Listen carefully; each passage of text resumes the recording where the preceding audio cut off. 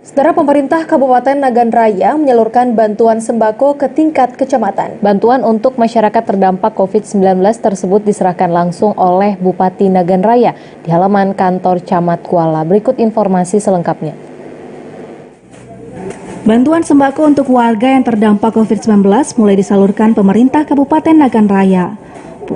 Bantuan sebanyak 7.000 paket tersebut diserahkan ke tingkat kecamatan dan selanjutnya akan diserahkan ke tingkat kampung. Rencananya bantuan ini akan disalurkan dalam waktu dekat. Penyerahan secara simbolis ke tingkat kecamatan dilakukan langsung oleh Bupati Nagan Raya Jamin Idham. Bupati Nagan Raya menghimbau agar para camat dan kecik mengawasi dengan ketat penyaluran sembako tersebut karena ditakutkan tidak tepat sasaran. Targetnya insya Allah besok sudah mulai kita salurkan.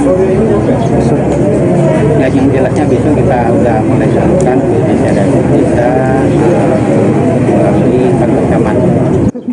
Jenis sembako yang diberikan diantaranya beras, telur, minyak, dan gula pasir. Diharapkan bantuan tersebut dapat meringankan beban para warga yang terdampak COVID-19. Dari Nagan Raya, Aziza Putra, TVRI melaporkan.